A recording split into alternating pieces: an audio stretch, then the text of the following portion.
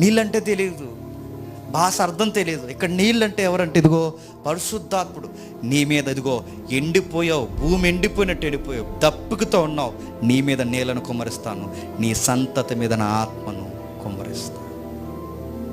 ఆత్మీయ ఫలములు లేవు మీకు. కొన్ని రోజులు బాగుంటారు, కొన్ని రోజులు బాగుంటారు, కొన్ని రోజులు బాగుంటారు, కొన్ని రోజులు ఎవడో ఒకటి నడిపించినంత కాలం బాగుంటారు. ఆ వ్యక్తి వెళ్ళిపోయిన తర్వాత మళ్ళీ మీరు పాడైపోతారు.